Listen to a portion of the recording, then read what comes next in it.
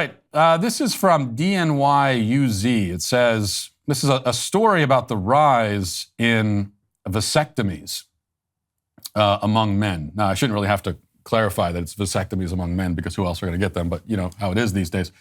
It says, in March, Mike Pridgeon, a 28-year-old comedian based in New Jersey, got a vasectomy and posted the process on TikTok. His doctor off camera could be heard saying, "Little pinch here," and Mr. Pridgeon winces, his eyes shut tight behind his glasses, bracing for pain.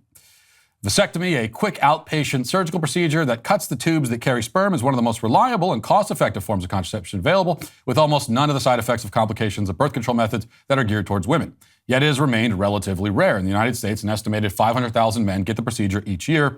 Some surveys suggest roughly 5 to 6% of men between 18 and 45 have gotten the procedure, as opposed to roughly 20% of women aged 15 to 49 who have gotten their tubes tied. But that might be starting to change. In interviews with the New York Times, 10 urologists across the United States said they've seen a notable uptick in bookings for the procedure this summer, especially among younger child-free men whose resolve to not reproduce appears to have sharpened in the face of a precarious economy, worsening climate change, and a more restrictive family planning landscape. The weekend after the Supreme Court's decision in June to overturn Roe v. Wade, Google reported that searches for a vasectomy and "are vasectomies reversible" surged.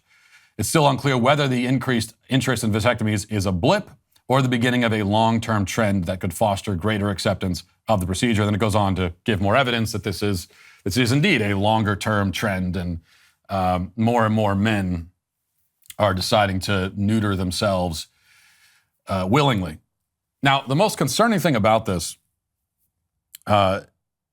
is the rise, especially in quote-unquote child-free men getting this procedure.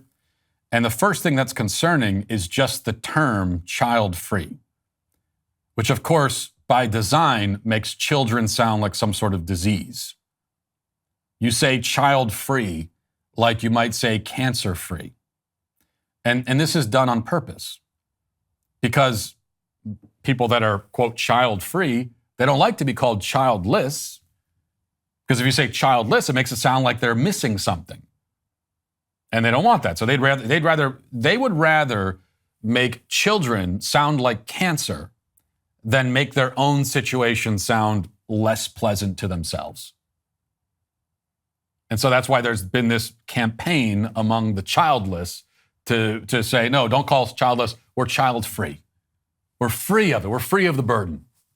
Well, let me ask you something. What if there was someone out there who kept a log of every single thing you did every minute of the day? I think that'd be pretty creepy. Well, what if I told you that's exactly what happens every time you go online? Your internet provider like AT&T or Comcast is allowed to store logs of every website you've ever visited, and they can legally sell this data to anyone they want. That's why I always use ExpressVPN. ExpressVPN reroutes your internet connection through their secure server so your internet provider can't see or log what you're doing online. Now, many of you, if you're more perceptive, you might be wondering, well, if I'm routing all my data through a VPN, then doesn't the VPN get to log and see all my data? And you're right to think that way. Many VPNs claim to have a no logs policy, but have been caught logging customer activity anyway. ExpressVPN is the only VPN I trust because they use trusted server technology. Stop letting people keep logs of what you do online. Visit expressvpn.com/Matt Walsh Show right now and find out how you can get 3 months free. The other issue here is that you're also, for people who are choosing to sterilize themselves, essentially, before they've even had kids, you're giving up on something that you don't really understand. And this is the paradox, is that you can't really understand parenthood until you've experienced it. And the reason for that is that it's transformational. Right? It's one of those, and there aren't many things like this in life, but having kids is one of them. It's a transformational moment where you actually do transform and become someone different than who you were before. Once you become a father, then you're a father. You're just simply a different sort of person than you were before you were a father.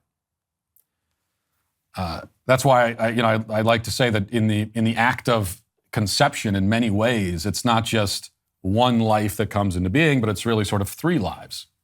You have the child that is conceived. But then you have the mother and the father who are also sort of born in this moment as well. That's why I know, and I know this is the case for a lot of parents, when I look at my entire life before I got married and had kids, and I look at all that, and I didn't have kids until I was 25. But I look at my whole life before that as my childhood, right up until I was 25. And hardly even my own childhood. It feels like someone else's life entirely sometimes. That's how foreign it is to me now. That's how much I've changed. That's how different my life is now. From the transformational effect of accepting the responsibility to be a parent, of embracing this vocation. So along with all the other problems with people willingly sterilizing themselves and choosing not to reproduce and essentially giving up on human civilization in the process, one of them is that you are, again, giving up on something that you don't really know what you're giving up. You can't understand what you're missing, what you're losing. Well, if you enjoyed that video, be sure to hit the subscribe button and ring the bell to get more content like it. If you're craving more content, go watch or listen to my full show at dailywire.com, Spotify, or wherever you get your podcasts.